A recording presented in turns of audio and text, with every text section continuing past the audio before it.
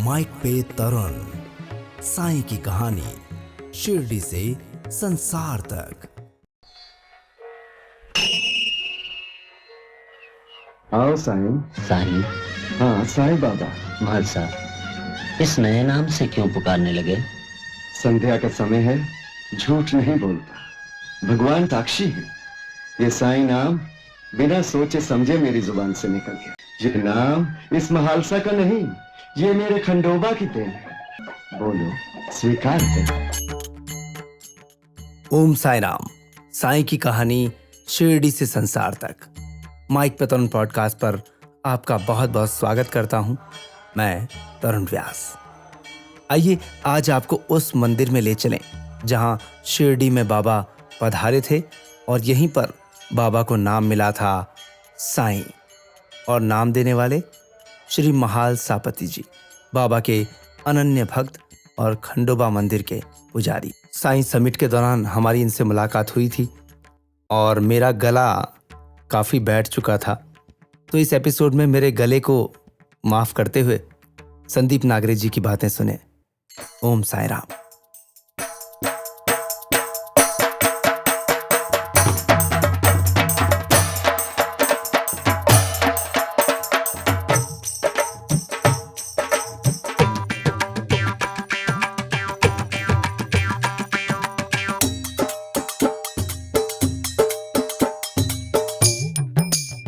अभी मैं खंडोबा मंदिर में हूँ।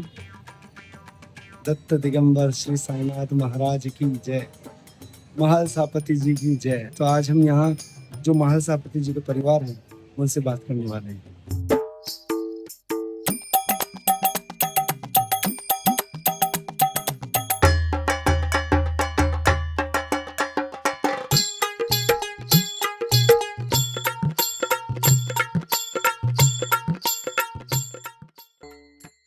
आइए इनकी चौथी पीढ़ी से आज मिलते हैं और जानते हैं बाबा का जो वैशिष्ट्य है और बाबा की जो अमूल्य धरोहर भी इनके पास है, उसके दर्शन भी होंगे। तो हम जब पहुँचे तो यहाँ पर अभी यहाँ आरती चल रही है, तो आइए आरती के दर्शन करते हुए आगे बढ़ते हैं और मिलते हैं संदीप नागरे जी से। ओम साई राम। साईं की कहानी शिरडी से संसार तक। माइक पे तरुण पॉडकास्ट में ये एक के बाद एक उस पावन धरा शिरडी से ही एपिसोड पहुंच रहे हैं। ये हमारा सौभाग्य है कि हमने इस समिट में हिस्सा लिया और आज साईं बटन भी मिला, और उसके बाद तुरंत जो हमारी मुलाकात हुई वो महाल सापती जी की चौथी पीढ़ी से। संदीप जी नागरे हमारे साथ में हैं और आज हम इनसे बात करेंगे महाल सापती जी और भगवान साईं बाबा, मैं भगवान ही कहूँगा क्योंकि स्वयं दत्तात्रेय के अवतार, हनुमान जी के अवतार श्री साईनाथ महाराज, तो उनकी जय करते हुए आज के इस एपिसोड की शुरुआत करते हैं। आइए साईं की कहानी शिरडी से संसार तक में मिलते हैं महाल सापती जी की फैमिली से, चौथी पीढ़ी से। संदीप जी बहुत बहुत स्वागत है आपका। ओम साई राम। जय मल्हार। जय मल्हार। अच्छा, जय मल्हार बोलने के पीछे क्या मतलब क्या होता है? क्योंकि हम ज़्यादातर मल्हार बारिश को कहते हैं हिंदी में।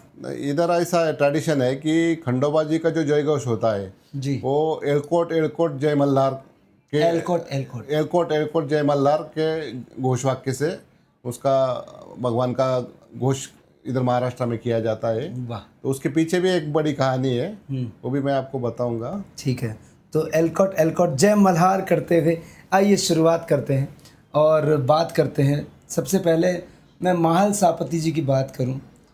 इतनी खूबसूरत तस्वीर है मेरे सामने यहाँ है, जो मैं कैमरे में आपको बाद में दिखा रहा हूँ।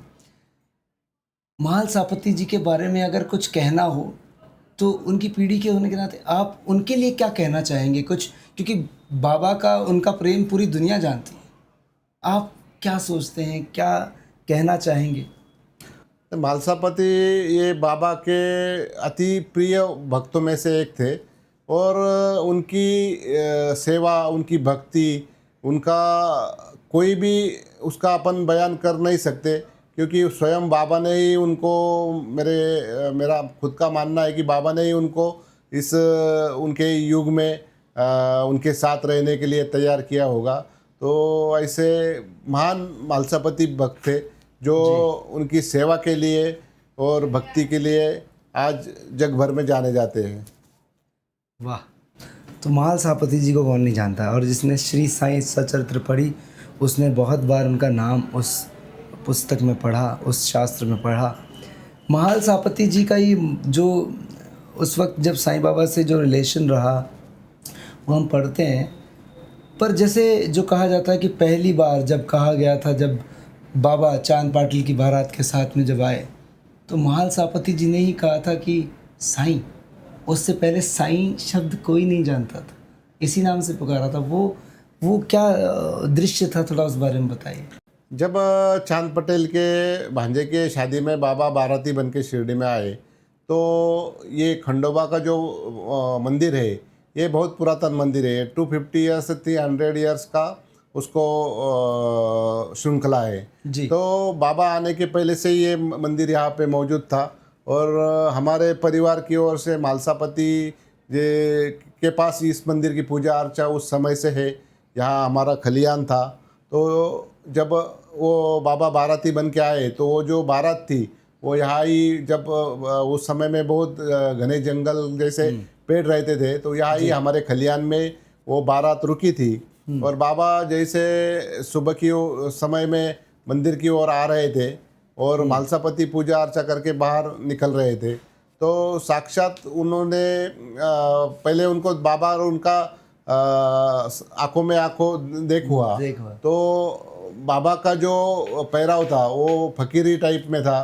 तो महालसापति ने तो पहले सेकंड में उनको मना कर दिया कि आप मंदिर, हिंदू धर्म के मंदिर में नहीं जा सकते। लेकिन फिर बाबा ने उनको जो कुछ चमत्कार दिखाया, तो फिर वो देखने के बाद महालसापति के मुंह से जो शब्द निकले, आओ साईं। साईं। हाँ साईं बाबा। या साई, तो वो शब्द ही बाबा ने अपना नाम स्वीकृत करके वही नाम बाबा ने धारण किया और जीवन भर वही नाम से बाबा वो शिरडी में, द्वारका माई में रहे, चावड़ी में रहे।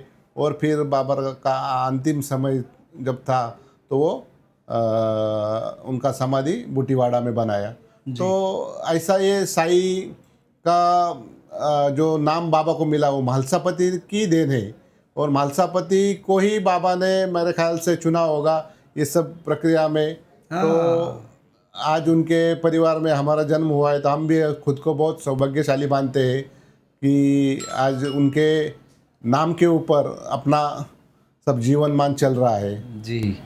और देखिए उस वक्त जब कहा आओ साईं, तो जब मैं यहाँ पर पहली बार, मैं खंडोबा मंदिर में पहली बार आया हूँ सर, और दर्शन किए, तो मुझे जब ऊपर लिखा हुआ देखा, मैंने लिखा आओ साईं, तो ऐसा लग रहा था जैसे कि हमको भी करे कि आइए अंदर, आइए दर्शन करिए। तो ये जो 3 मूर्तियाँ हैं जो हम अभी दिखा रहे हैं, इनके बारे में बताइए कि ये कैसे प्राकट्य है। इस मंदिर को कितने साल हुए, शायद 300 साल के आसपास आप बता रहे हैं एक्सप्रॉक्स। तो इन मूर्तियों के बारे में बताइए कि एक बीच में एक प्रभु विराजे हैं, इधर 2 देवियाँ हैं और मंदिर में नीचे 2 पिंडियाँ सी है, थोड़ा इस बारे में।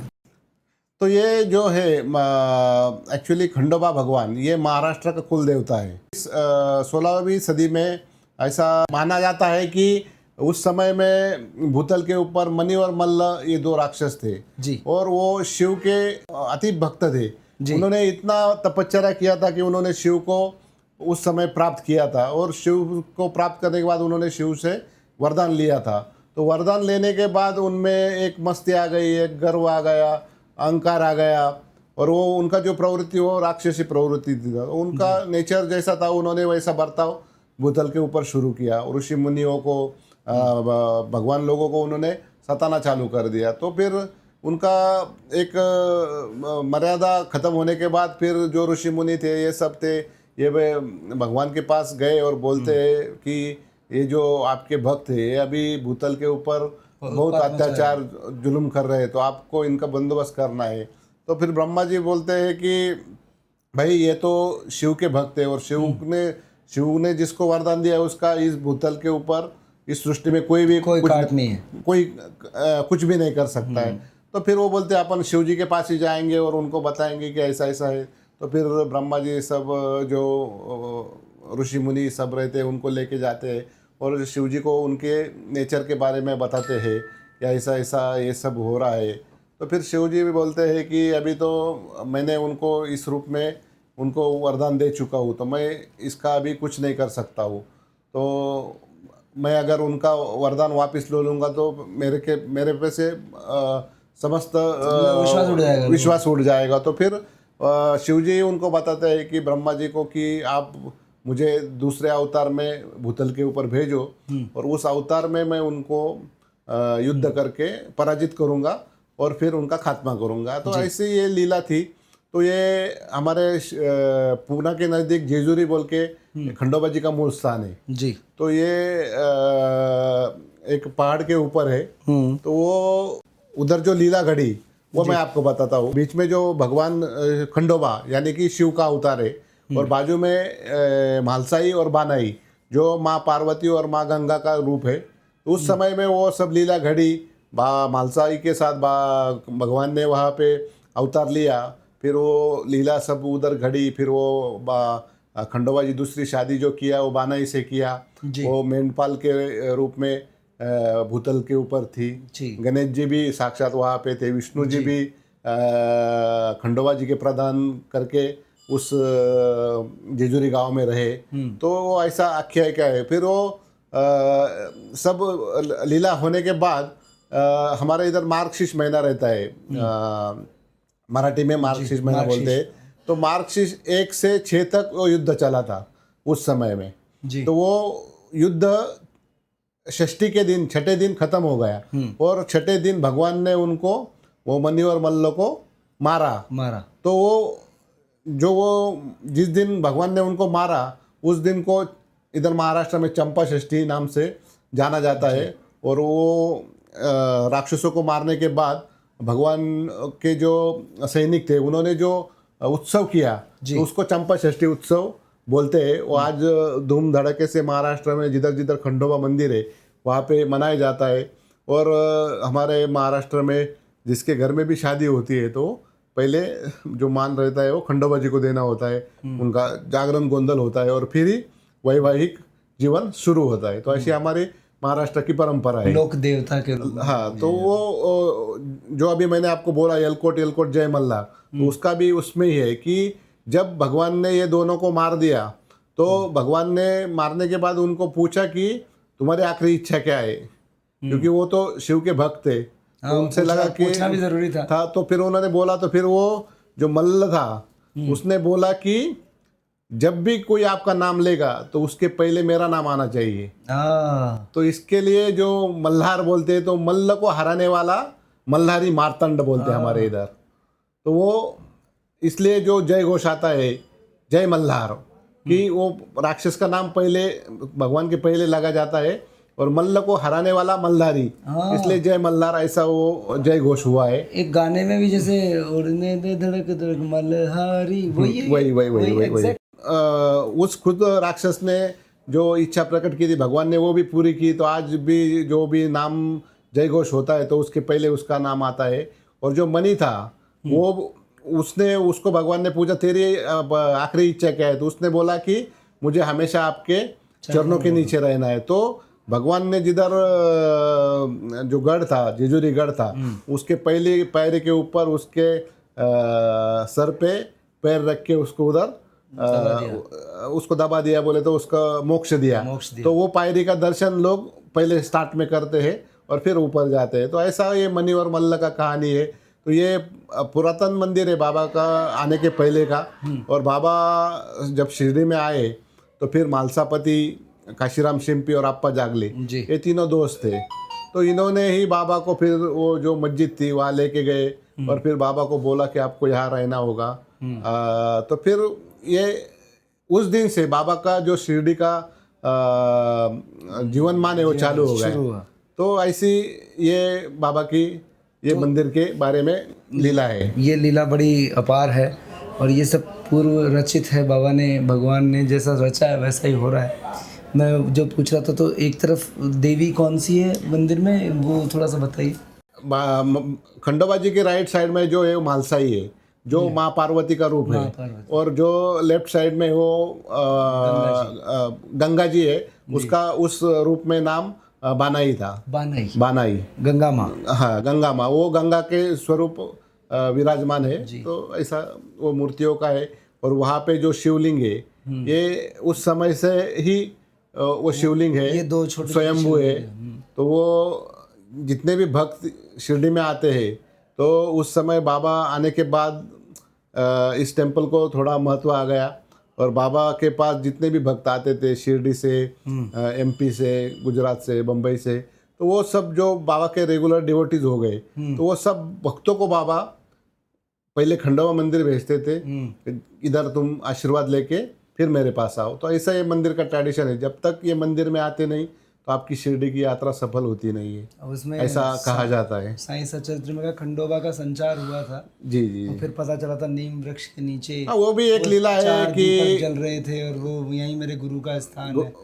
जो ऐसा कहा जाता है कि बाबा का खंडोबा मंदिर में आगमन के पहले 12 साल पहले बाबा शिरडी में उस जगह पे नीम वृक्ष के नीम वृक्ष के नीचे तपश्चर्या करते थे, ऐसा कहा जाता है। और तो फिर जब बाबा को पूछा गया कि आपको इस जगह से लगाव क्यों है, आप इधर ही इतना क्यों घंटों समय बिताते हैं, तो फिर जब खंडोबा जी का जो संचार होता है, तो संचार में जब उनको पूछा गया, तो फिर वो उन्होंने बताया कि यहाँ पे एक गुरु का स्थान है, गुफा है, उसमें वो पूरा ढका हुआ था। तो उसमें जब खोदा गया तो जलते दीपक निकले थे, जो रुद्राक्ष की माला है वो निकली थी। तो वो फिर बाबा ने वापस उनको बोला कि ये जैसे थे वैसा ही वापस संरक्षित करके रखो, ये मेरे गुरु का स्थान है। तो ऐसे वो नीम वृक्ष के सदा नीम वृक्ष से मूलादिवासा, वही जो आज बाबा का गुरु का स्थान पूजा अर्चा में सब लोग उसको बहुत महत्व है। वो मीठा हो गया। वो नीम का जो स्वभाव है कड़ू है। वो बाबा जिस टहनी के नीचे बैठते थे, तो उस टहनी में भी वो इतनी मधुरता आ गई बाबा के सानिध्य से कि वो उसके पत्ते भी मीठे लगने लगे। कितनी अच्छी बात है। अच्छा, बाबा के अनेक चमत्कार हम माइक पे तरण पॉडकास्ट में सब तक पहुंचाते हैं, लेकिन आप बाबा की चरण पादुकाएं और बाबा की जो क्या क्या चीज़ें हैं जो कि खंडोबा मंदिर में आपके पास हैं, जो कि बाबा की उस वक्त की चीज़ें हैं, और आप अक्सर उन पादुकाओं का तो जब जिक्र आता है तो अब अलग अलग शहरों तक वो विचरण करती है, इस बारे में बताइए क्या क्या तो वस्तुएं हैं और उनका कैसे कैसे आप पहुंचाते हैं हर जगह।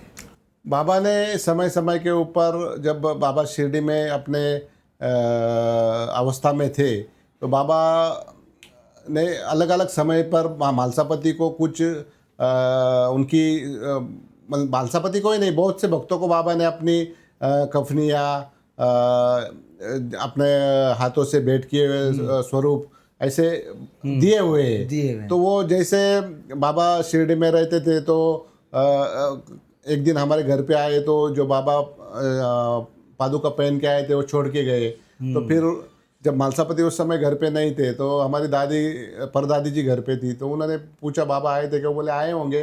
बाबा हमेशा आके, हमारे पुराना घर है द्वारका माई के नज़दीक, वहाँ पे अक्सर आके बैठते थे, और कभी कभी मालसापति के साथ उनका चर्चा वहाँ पे होता था, और फिर निकल जाते थे। तो ऐसे ही बाबा आए एक दिन, वो चरण पादुका घर के बाहर निकाला हुआ था, तो बैठे और बिगर चप्पल के निकल गए।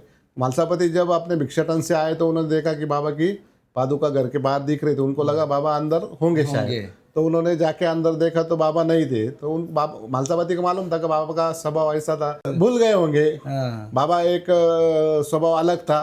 तो फिर वो मालसापति को लगा ये भूल गए। वो मालसापति ने वो पादुका उठाई और द्वारका माई में लेके गए, और बाबा को बोला कि ये पादुका आप हमारे घर में भूल आए थे। तो बाबा ने उनको एक ही शब्द बोला था कि ये तुझको क्या रे मालसा, ये तुझको बोझ हो गई क्या? तो मालसापति को बाबा के वर्डिंग का सब समझ गए हो, महती था, मालूम था कि बाबा के मन में क्या चल रहा है। तो फिर मालसापति ने बाबा से कुछ भी आर्ग्यू नहीं किया। उन्होंने वो चप्पल उठाई अपने हाथ में और घर पे ले गए, और उस दिन से वो पूजा में रखी।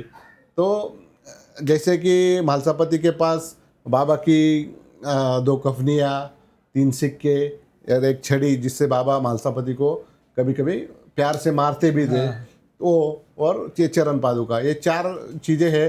ये मालसापति को बाबा ने समय समय पे दी थी। तो वो हमारे उस समय से मालसापति ने वो पूजा में रखी, उनका अपने जीवन में पूरा पूजा अर्चा में उनकी ऊर्जा जैसे में रहे वो। ऊर्जा में रहे। और हमारे उनके बाद हमारे दादाजी थे, वो भी बाबा की, ये जो फोटो में बच्चा है जी ये मालसापति का बेटा है, मार्तंड इनका नाम था। जी। तो ये भी बाबा की सेवा में बाबा ने समाधि लिया, तब उनका उम्र 27 साल का उम्र था। तो उन्होंने भी बाबा का सेवा किया है, तो उन्होंने भी वो चीज़ें पूजा में रखी। फिर हमारे पिताजी और फिर हमारे चौथा पीढ़ी है। तो बहुत से अपने भारत के बाहर के डिवोटीज को जिनको ये चीज़ें पता है कि बाबा ने मालसापति को जो अनमोल वस्तुएं दी है, तो वो लोग हमको आग्रह करते, विनती करते हैं कि हमारे शहर में भी जो लोग शिरडी नहीं आ सकते, फाइनेंशियली बोलो या फिर समय की वजह से बोलो, तो उन लोगों को वहाँ पे आशीर्वाद वो मिल जाता है। तो इसलिए वो लोग यहाँ से लेके हमको जाते हैं वहाँ पे बाबा का पूजा अर्चा 2 दिन 4 दिन ऐसा एक सामूहिक दर्शन होता है। समझो किसी के घर में भी पूजा अर्चा होता है, तो वो लोग अपनी श्रद्धा से हमको लेके जाते, वापस छोड़ देते। तो चीज़ें हैं जैसे कि बाबा के 3 सिक्के, बाबा की कफनी और बाबा की पादुका। हम तो सोचते हैं कि बाबा ने जो इस साईं बाबा के मंदिर में वो मूर्ति पे जो एक ड्रेस है उसका छोटा सा कपड़ा मिल जाए, लोग तो यही सोचते रहते, एक धागा मिल जाए। आज की दुनिया में बाबा के समाधि के ऊपर का एक फूल भी मिल गया तो लोग उसको जिंदगी भर संभाल के रखते हैं। तो बाबा ने साक्षात जो जिन चीज़ों का स्वीकार किया था, जो खुद ने पहनी हुई थी, खुद ने उसका इस्तेमाल किया था, वो चीज़ें ऐसी मालसापति को एक आगे का ये था कि ये चीज़ों को आगे जाके भक्तों के लिए बहुत बड़ा फायदा होने वाला है, सौभाग्य है। तो उन्होंने वो जतन करके रखी। तो बाबा ने अपने जीवन काल में बहुत से लोगों को बहुत सारी चीज़ें दी, लेकिन अपने जीवन मान में किसी ने संभाल के रखी, किसी ने नहीं रखी। तो ऐसे बहुत से डिवोटीज है, जैसे कि श्यामा है, परुलेकर है, ऐसे अनगिनत भक्तों को बाबा ने अलग अलग चीज़ें अपने हाथों से दी हुई है। तो लोगों को जिनको उनका मोल था कि ये बाबा के हाथ से स्पर्शित मुझे मिली है, तो उसका क्या वैल्यू है, तो वो लोगों ने, वो परिवारों ने आज भी वो सब चीज़ें जतन करके रखी है। संदीप नागरी जी से बात चल रही है और बाबा की वो बातें जानते हैं जो कि महालसापति जी के साथ में उनकी एक ऐसी गठजोड़ को साबित करती है, जिनमें कुछ बातें तो मुझे भी याद आती है, श्री साईं सचरित्र से मैंने जानी थी। एक बार बाबा ने कहा था कि मैं एक आसन कर रहा हूँ और 3 दिन के लिए अपनी आत्मा को जो है ले जाकर ब्रह्मांड में छोड़ दिया था। तब वो क्या वाकया था और महालसापति जी पर उस वक्त क्या उनकी फीलिंग रही होगी, क्योंकि बाबा ने पूरा विश्वास किया कि यही है जो मेरा, फिर अगर मैं नहीं आया तो ये सब कुछ करेगा। तो उसका ऐसा है कि 1886 कि जब बाबा का इतना भक्तों में इतना नाम नहीं था, बाबा एक सीमित शिरडी और इधर की पंचक्रोशी में से इतने ही सीमित थे। तो उस समय में बाबा ने जब उनके जो अपन बोलते योग के माध्यम से उन्होंने मालसापति को जो मार्गशीर्ष पूर्णिमा रहती है उस दिन मालसापति को नज़दीक बुला लिया और उनको बोला कि मैं तेरी गोद में सर रख के 3 दिन मैं ब्रह्मांड में जा रहा हूँ, तो मेरी शरीर की देखभाल करना तुम्हारी जिम्मेदारी है। अगर तीसरे दिन पे मैं शरीर में वापस नहीं आऊँ तो द्वारका में मैं एक जगह दिखा के वहाँ पे मेरा समाधि कर देना और उधर 2 झंडे लगा देना, ऐसा बोल के बाबा अपनी ब्रह्मांड की यात्रा में चले गए। फिर जब जैसे कि आज बोलते हैं कि ये जो सफ़र था ये 72 घंटों का सफ़र था, तो उस समय में मालसापति ने बाबा का जो सेवा समझो ऐसा बोलते हैं 1858-60 से 20-25 साल का सफ़र बाबा के साथ मालसापति का था। तो उनको बाबा का प्यार, बाबा की माया, बाबा का जो भी अपार निष्ठा थी उन्होंने वो उस समय में दिखाई कि बाबा ने जो मालसापति को कह के गए थे कि मालसा तू मेरे 3 दिन मेरे शरीर की रक्षा करना, मैं तीसरे दिन शरीर में वापस आ जाऊंगा, और नहीं आता हूँ तो मुझे द्वारका माई में एक जगह दिखा के वहाँ पे मुझे मेरा समाधि बनवा देना, ऐसा बाबा ने खुद कहा था। भाई साहब, अगर मेरी सांस और नब्ज वापस नहीं आई तो रोना नहीं। तो जब मालसापति के गोद में बाबा ने सर रखा तो 3 दिन तक मालसापति ने अपने सब शरीर के इंद्रियों के ऊपर काबू पाकर 3 दिन तक वो मालसापति बाबा का गोद सर में से 1 सेकंड के लिए भी नीचे रखा नहीं। तो ये सेवा, ये बाबा के प्रति उनकी आस्था का एक जीवंत उदाहरण मिलता है कि 3 दिन तक वो बैठे रहे। उसमें पहले दिन तो इतना कुछ ये नहीं हुआ, लेकिन दूसरे तीसरे दिन रोष होने लगा, जैसे कि पुलिस वाले आ गए, शासन के लोग आ गए कि अभी ये तो फकीर मर गया है, इसका किराया कम कर रहा है। उस समय में भी बाबा को जो न चाहने वाले लोग थे उनका कहना था कि अभी ये गुजर गए हैं, इन मर गए हैं, तो इनका अंत्यविधि क्रियाक्रम आगे होना चाहिए। लेकिन मालसापति और श्यामा, लक्ष्मीबाई शिंदे, ये तात्या पाटिल, ये लोगों ने मालसापति के बाजू में खड़े रह के उसको विरोध किया कि नहीं, बाबा ने 3 दिन का समय लिया है। अगर बाबा फिर उसमें जो पुलिस के अधिकारी वो भी आए थे, लेकिन मालसापति ने बोला कि मैं किसी को भी, जब तक बाबा ने वो समय दिया है उस समय तक मैं किसी को भी शरीर को हाथ नहीं लगाने। उसके बाद जो भी बाबा ने बोला है कि खुद ऐसा ऐसा करना है तो वो आगे हम करेंगे। तो फिर ये भाव उन्होंने रखा था कि बाबा की एक शब्द के ऊपर मालसापति ने वो सब लोगों से झगड़ा मोल लिया, और जो भी बाबा के साथ में थे वो लोगों ने भी उसको विरोध किया। और वो बाबा का 3 दिन का जो ब्रह्मांड अवस्था का जो लीला हुआ, तो वो अभूतपूर्व था कि तीसरे दिन जब ब्रह्म मुहूर्त में बाबा के शरीर में हलचल हुई, और ये सब जो डॉक्टर थे इन्होंने ये किया था, सिद्ध किया था कि ये गुजर गए, इनके शरीर में अभी आत्मा नहीं है। लेकिन ये कितनी बड़ी लीला हो गई कि बाबा का शरीर में वापस आत्मा आ गया। और वो जो मालसापति ने अपने जीवन में वो त्याग वो 3 दिन का दिया, तो वो बहुत यादगार है। और उसी के बाद बाबा 32 साल तक अपने देह में रहे।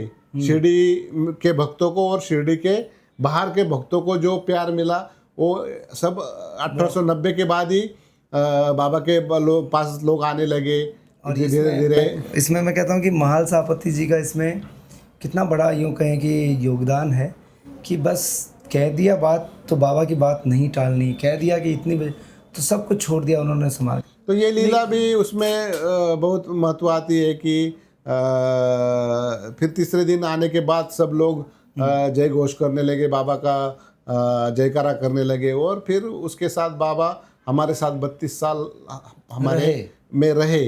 तो ये एक मालसापति का बहुत बड़ा त्याग था कि उन्होंने वो बाबा का शरीर संभाला। और एक बार ऐसा भी वक्त आया था जब बाबा शिरडी छोड़कर चले गए थे। हाँ, वो भी एक इंसिडेंस था कि बाबा का मन में कुछ आ गया, क्या मालूम नहीं, बाबा शिरडी छोड़ के निकल गए। बहुत से भक्तों ने बाबा को बुलाने की, शिरडी लाने की कोशिश की, लेकिन बाबा नहीं आए। फिर मालसापति को पता चला कि रुई गांव में हनुमान मंदिर में बाबा बैठे और बाबा शिरडी नहीं आना चाहते। तो उसमें बाबा के जो समझो कुछ क्लेश होगा, कुछ परेशानी हो गई, इसलिए बाबा का मन शिरडी से थोड़ा नाराज हो गया था। लेकिन जब मालसापति गए तो फिर बाबा मालसापति को बोलते हैं, अरे भगत तू आया इसलिए मैं वापस आ रहा हूँ, नहीं तो मैं अभी शिरडी वापस नहीं आता था। तो ये भी जो लीला घड़ी वो भी मालसापति के साथ ही थी। तो जितने भी बाबा के इंसिडेंट्स हुए जीवन में, तो उसमें प्रमुख भूमिका मालसापति की होती थी। जैसे कि जब बाबा का पूजा अर्चा शुरुआत हुआ तो किसी का हिम्मत नहीं था कि बाबा को गंध लगाए जी, क्योंकि सब लोग बाबा किसको अपने शरीर के पास आने नहीं देते थे। लेकिन एक दिन मालसापति भी डरते थे, लेकिन एक दिन मालसापति के मन में ही आया कि मैं बाबा को त्रिपुंड लगाऊं, भंडारा लगाऊं। तो फिर ये बाबा तो अंतर्यामी थे, बाबा सब जानते थे। तो बाबा ने वो मालसापति मन की सब सुनाई लिया और फिर बाबा ने बोला, क्या रे मालसा, तू मेरे को तिलक करना चाहता है, तो क्यों तू नहीं कर पा रहा है? तो फिर ये बाबा के शब्द आने के बाद म्हालसापति ने बाबा के मस्तक पे, बाबा के गले पे, बाबा के सब भंडारा लगाया, अष्टगंध लगाया, और फिर उस दिन के बाद फिर बाकी भक्त भी बाबा का पूजा अर्चा करने लगे। तो ऐसे ये बाबा का लीला था, बाबा का एक भाव था म्हालसापति के प्रति। तो वो सबके मन की पहचान खुद ही कर लेते थे और उसकी इच्छा पूरी करते थे। आपके जीवन में कोई बाबा को लेकर कोई ऐसा चमत्कार या लीला आप बताना चाहेंगे जो आपके साथ हुआ हो? कोई स्वप्न में कुछ बताया हो? हमारे 4 दोस्त थे, उसमें मंदिर के पुजारी अनिल गुरुजी थे, एक पवार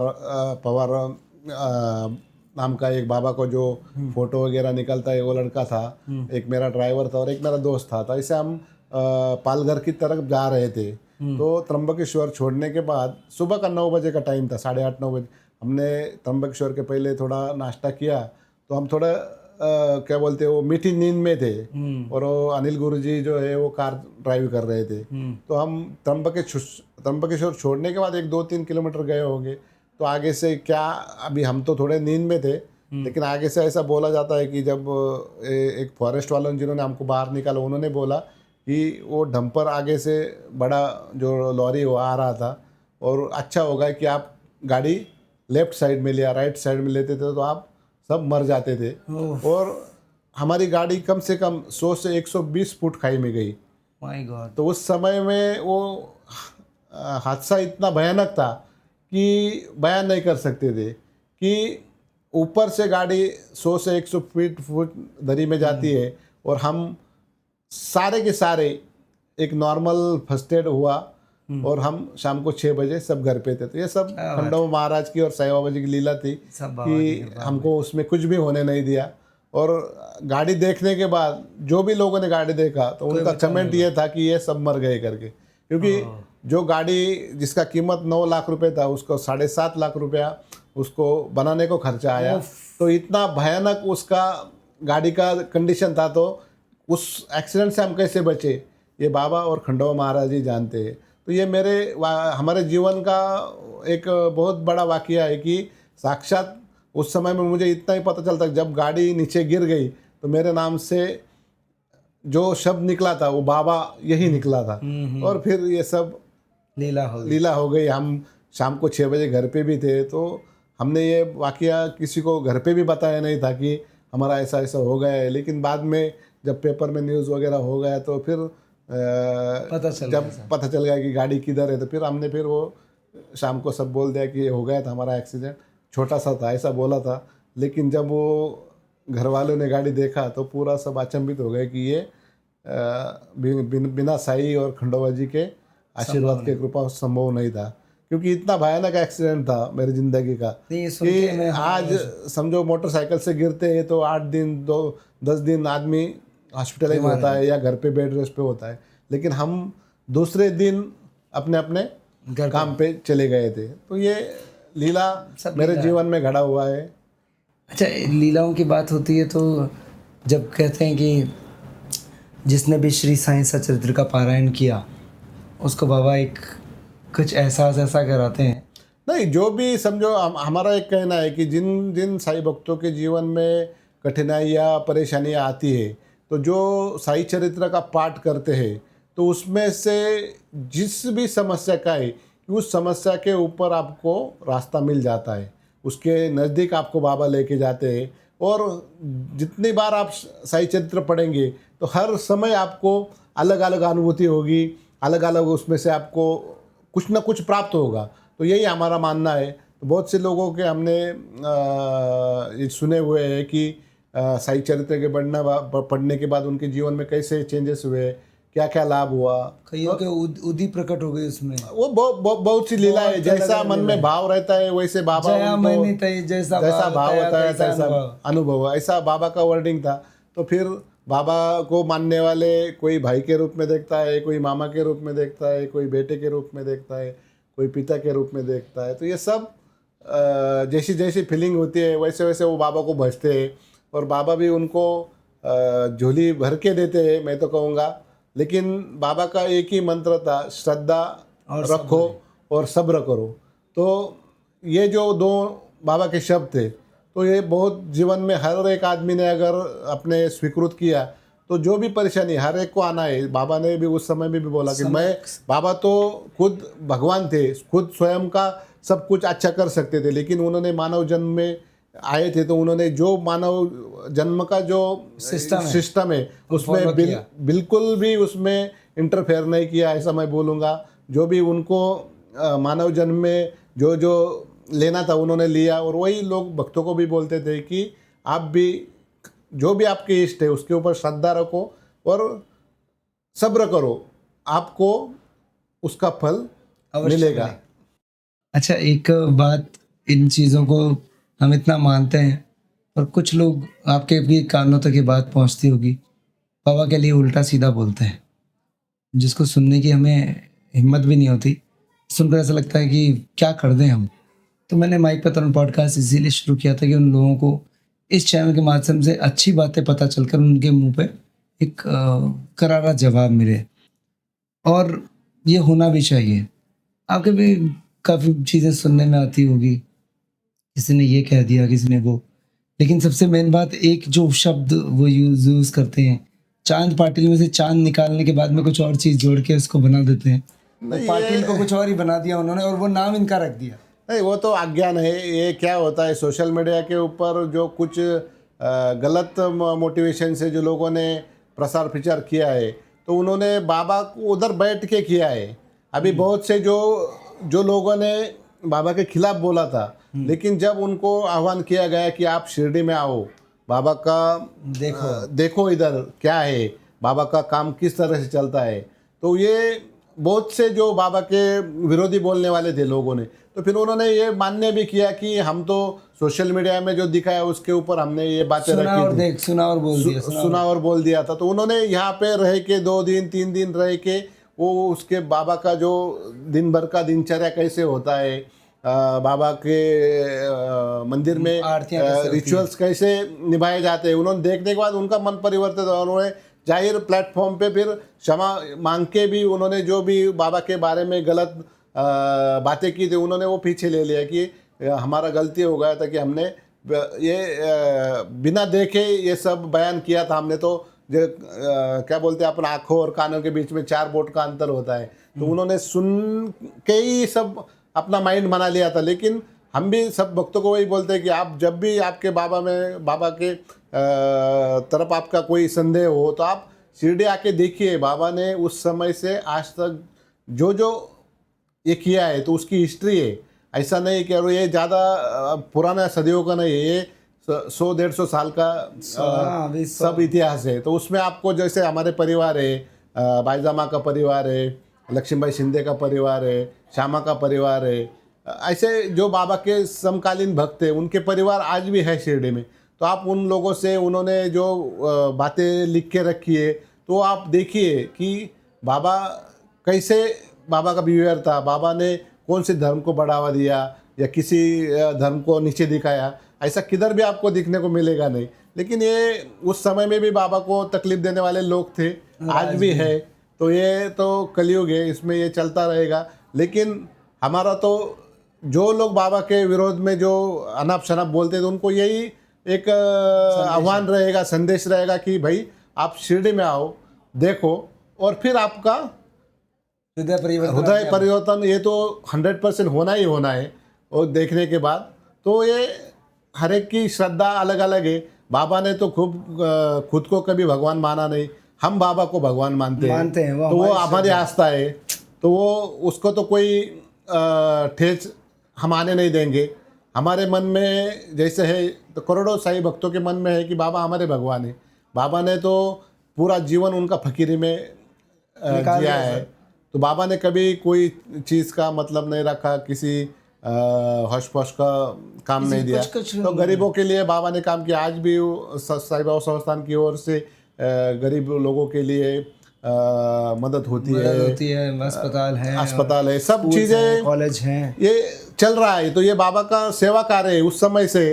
तो यही मैं ये जो लोग हैं इनको कहना चाहिए। इनको कहना चाहूँगा कि आप जो कान के सुनने में और देखने में उसमें बहुत अंतर है। और यही हम कहते हैं, इसीलिए तो हम हर बार ये कहते हैं कि आप पढ़िए, जानिए, श्री साईं सचरित्र पढ़ें, आप श्रीपाद श्री वल्लभ ग्रंथ को पढ़ें। बाबा का वहाँ जिक्र है किस तरीके से बाबा भारद्वाज कुल में पैदा होंगे, यवन की तरह दिखेंगे, और शिरडी नामक एक ग्राम को किस तरीके से वो उन्हीं के नाम से जाना जाएगा।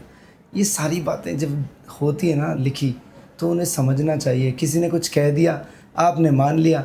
एक मेरे को मिला था, बोले कि सर मैं पहले मानता था अब नहीं मानता। मैंने कहा क्यों? बोले कि किसी ने बताया यार ये तो मुसलमान है। मैंने कहा भैया ऐसा है, जब पिछली बार तुमने जब शुरुआत में मानना शुरू किया तो किसी से पूछा था क्या? नहीं पूछा था ना, तो फिर अब किसी ने कह दिया तो मान लोगे। तो ये लोगों की अज्ञानता है और इसको हमें दूर निकालना है, हटाना है, बाबा की अच्छी बातें बतानी है, और ये जो फालतू का प्रचार है ना दुनिया का, उसको जवाब देना है। ओम साई राम। संदीप नागरे जी, बहुत अच्छी बातें हुई। बाबा की कृपा यूं ही बनी रहे और महालसापति जी का आशीर्वाद हमें भी मिले कि जीवन में हम अच्छा कार्य करते रहें। जैसे बाबा के साथ हो रहे, हमें भी कुछ ना कुछ बाबा के सानिध्य में रहने का उनके ज़रिए एक मौका मिले। बहुत अच्छा लगा आज आपसे बात करके। ओम साई राम। जय मल्हार। जय मल्हार। तो आज माइक पतन पॉडकास्ट में हमने बात की संदीप नागरे जी से। आप महालसापति जी के वंशज हैं, चौथी पीढ़ी से हैं। बहुत अच्छा ये एपिसोड रहा, बहुत अच्छी बातें हुई। आज आपसे कुछ और बात आप जो कहना चाहें? तो ये जो आज हमारे यहाँ पे आज साई समिट में आए थे तरुण भैया, तो उनका जो चैनल है साई की कहानी संसार, शिरडी से संसार तक, तो उनके पॉडकास्ट पे ये दिखाया जाएगा। तो मैं इनके जो व्यूअर्स है, बाबा के जो डिवोटीज़ है, उनको खंडोबा मंदिर की तरफ से मैं यही आह्वान करूँगा कि ये खंडोबा मंदिर में हर मार्गशीर्ष महीने में चंपा षष्ठी के दिन खंडोबा जी का बड़ा उत्सव होता है, जो 26 नवंबर 27 नवंबर को यहाँ पे मनाया जाता है। तो वो उत्सव अभी 2 महीने बाद शिरडी में हो रहा है। तो उत्सव के लिए आप भी यहाँ पे शिरडी में आइए और भगवान खंडोबा जी का और साईं जी का आशीर्वाद लीजिए। तो यही मैं ये चैनल के माध्यम से आपको आह्वान करूँगा, और बाबा का और खंडोबा महाराज का आशीर्वाद आपको मिलता रहे, यही मैं भगवान श्री साईनाथ के चरणों में और खंडोबा के चरणों में करता हूँ। ओम साई राम। जय मल्हार। श्रद्धा और सबूरी, ये 2 गुरु मंत्र हैं। ये जिसने जीवन में धारण कर लिए, उसने साईं को पा लिया। और बातें अनंत हैं, कहते ना हरि अनंत, हरि कथा अनंता। तो हम कथाएं बाबा की सुनते रहते हैं, जानते रहते हैं, लगता है करते ही चले जाएं। तो आज बहुत सारी बातें हुई है और कुछ बातें भी हैं जो करनी है, अगली बार फिर से और कभी की जाएंगी। जयपुर स्टूडियो बुला लेंगे, ज़रूर उधर भी अपन करेंगे। और यही साईं भक्तों को आह्वान करेंगे कि आप बाबा के जो विरोध में जो भी बातें चलती है तो उसके ऊपर ध्यान न दें, और आप शिरडी आके बाबा को महसूस करें, यही हम सबसे विनती करेंगे।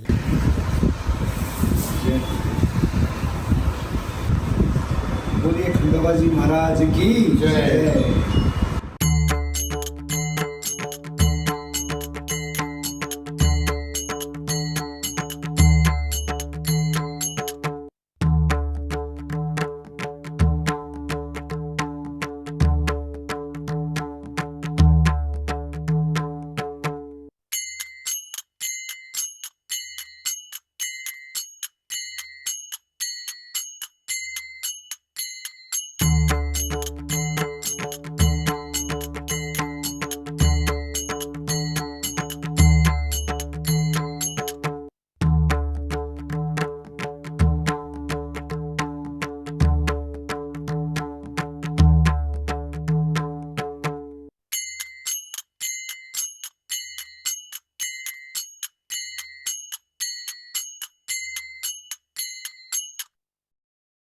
अगले एपिसोड में फिर से कुछ ना कुछ शिरडी से ही आने वाला है, तो इंतज़ार करिए।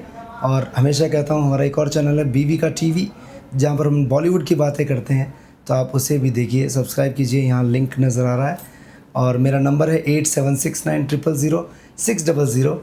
आपके मन में जो बातें हैं, साईं बाबा के बारे में जो आप कुछ कहना चाहते हैं, क्या आपके फीलिंग्स हैं, आपने क्या उनकी लीलाएं सुनी, समझी, देखी हैं, क्या चमत्कार आप फील कर रहे हैं, इस नंबर के माध्यम से आप हम तक बता सकते हैं। और साईं सेतु से भी आप जुड़ सकते हैं, जो कि हमारा एक व्हाट्सएप ग्रुप है जहाँ पर सभी साईं भक्तों को हम एक जगह जोड़ रहे हैं। अब तरुण व्यास को दीजिए आज्ञा, अगली बार फिर से मुलाकात होगी। देखते रहिए माइक पे तरुण पॉडकास्ट, साईं की कहानी शिरडी से संसार तक। ओम साईं राम।